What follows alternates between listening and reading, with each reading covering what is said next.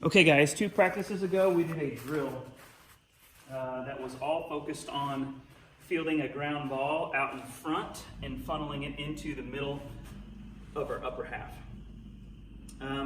Let's talk about why we do this drill first. The reason why anytime we field a ground ball at the top of the hop or beyond, we're going to field it out in front and we're going to funnel it into the middle. The middle meaning not the middle of our abs, the middle between the top of our chest and our belt line. So kind of those top abs. The reason we're going to fill it out in front is 1, so we can see it, and it's harder to see back here. And 2, if we make a mistake and it's a little sloppy, it still has a chance to hit off our chest or somewhere and stay in front of us, pick it up and throw it out. If we make any kind of mistake back here, it's behind us and it's an error or hit, whatever you want to call it for sure. So the bigger thing though is just fielding out in front so that we can see the ball. It's easier to see out here than back here, especially when that ball's going fast. And then obviously much easier to keep it in front of you since you field out in front. So the drill went like this. We were down on our knees. We had a bat about 1 foot in front of us. So I'm just on this rug right now, but here's the line about at least 1 foot in front of me. We're gonna be out wide, catch it with our glove hand, barehanded. Once it hit our palm, and we'll talk about where we're gonna trap it, bring it in with our first grade alligator mouths, just a little bit offset, around 1 or 2 o'clock, and then bring it funneling in, and then we're gonna flick it backhand toss back to our partner. So the first thing that I saw with most everyone was that they had this bat like 2 inches in front of their knees. And so they're just fielding here and throwing it back to their partner, right? Well, again, if we bring that up, now we're feeling the ball like straight down. We want it to be out in front. The next thing is that so many people were knees together, feet kind of like this, so they could just bend over nice and easy, and we had some of this going on. Again, if we field it like that up, we're literally fielding it like this. So that's not quite it either. In order to be wide and field the ball out in front, we have to have our knees wide here. We can't cheat with that bat or that piece of duct tape or whatever line you want. It has to be out to where you have to really work to catch it in front. Next thing is the hands. We talked about trying to get that ball to hit in a very small spot, like right here on the pad of your hand.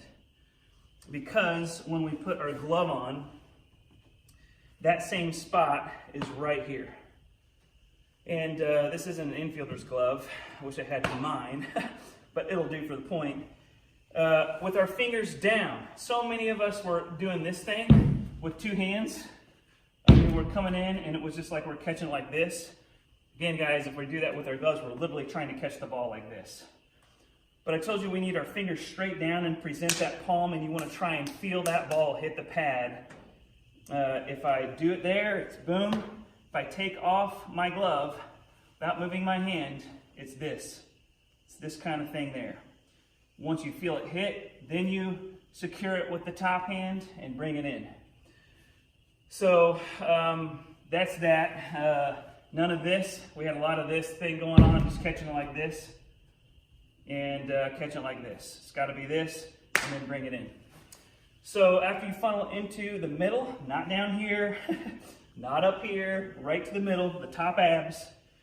The trick with throwing it back, that little backhand toss, which you will do at second base when you're throwing it over to your shortstop for a double play. Everyone's just got to know how to do this. It's like throwing a dart, but sideways. Kind of to flick your fingers out, or it's like if you take out your gum and flick it at someone, you kind of give that little bit of a backspin to it. It's that same thing right there. Your fingers go out, and it's this thing right here. We had a bunch of like horseshoe throws and some weird stuff going on. So practice that at home. So speaking of practicing it at home, it can look just as simple as this, right? Out in front, funnel in, out in front, funnel it in, out in front. You'll notice that when I catch it, I'm not doing a big grab. You middle infielders and any infielder, when you catch it out in front, when that ball hits, it kind of automatically collapses the ball. But if that other hand's right there, it's not a big squeeze thing.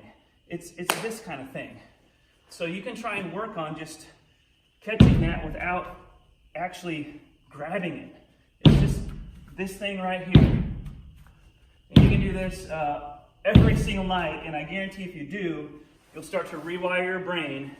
When that ball's coming, you're down low, you're out in front with your chest out over it, and you're catching out in front and you're funneling in, and then we'll do footwork on another drill.